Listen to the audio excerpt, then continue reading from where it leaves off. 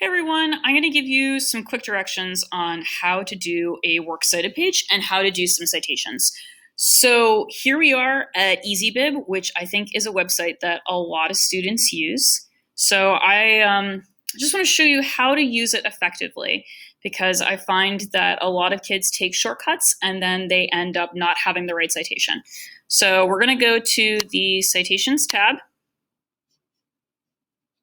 Okay. And so we're going to pretend that we're citing a book. Okay, we're going to cite A Raisin in the Sun. So we're going to go to book. And what a lot of people do is they search for the book and then they don't actually check their answers and then they get random copy of the book. So we're going to do things properly and we're going to go to create manual citation. Okay, and we're going to be citing the whole book. And here we go. Let's go. So first name of the author of Raisin in the Sun is Lorraine. And her last name is Hansberry. Okay, and our source title refers to the actual title of the book, so A Raisin in the Sun. Now this advanced information is asking for volume, total volume, edition. Now for Lord of the Flies, for Raisin in the Sun, we don't have a volume or anything like that, so we're going to skip that. What we are going to do is the publisher information. Okay, so you're going to open up your book. We've got the title page. I'm going to turn that. We're going to go to this page here. And the publisher information is always going to be at the bottom here. So for this one here, our publisher is Vintage Books. Awesome. The next thing it's going to ask you is the year. Now, you're on this page. The year is always going to be on the next page. I'm going to open up. The year is always going to be on this page. With all the tiny print, it's always going to be on here. Sometimes you're going to see more than 1 year. So in this case, I see 1958, 1986, 1966, 1984. You always go with the most recent year. So in this case, it's 1994. Okay. Awesome. So we are all done with that. And we are going to copy it. Don't want it to check our paper because we know we haven't plagiarized. No, go away. So we're going to copy the citation and we are going to put it in our works cited page. Okay, so we're going to bring it over to our works cited page. Now your works cited page is always called works. We're going to center it. We don't bold it, we don't underline it, we don't italicize it. We're going to make sure that it's in Times New Roman.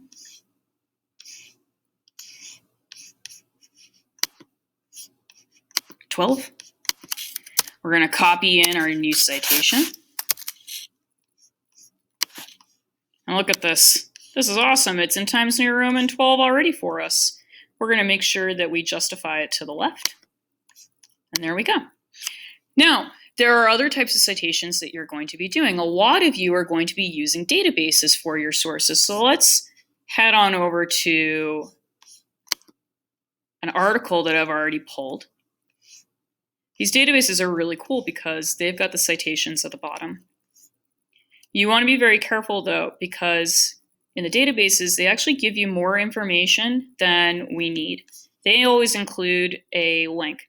And then there are other places where you are going to need this link, especially when you are doing your outline and your sources. These links are going to be very important.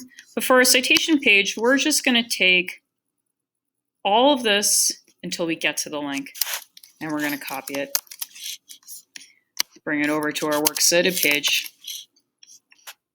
So here's something. It is no longer it's not in the right font. So we got to make sure that we make everything match.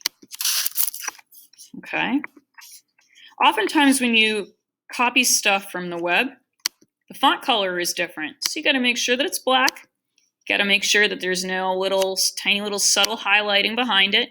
Make sure everything is nice and clean. Okay.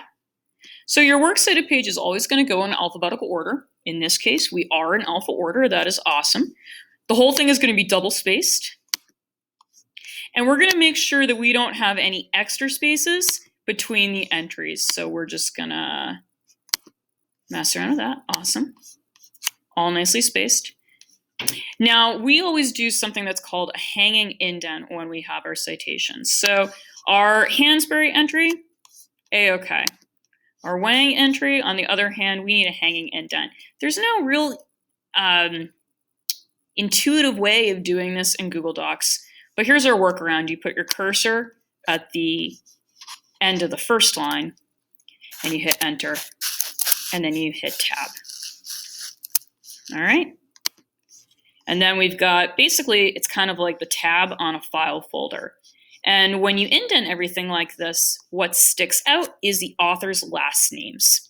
All right. And the author last names are what's important. That's how you find your information. Because if you remember, your in-text citation has just the author's last name and the page number. So if you want to find more information, you go to the in-text. You're like, okay, last name Wang. You go to the works cited, and then you find our author here. All right. Thanks very much for listening. We hope that all of your works cited pages are perfect from here on out.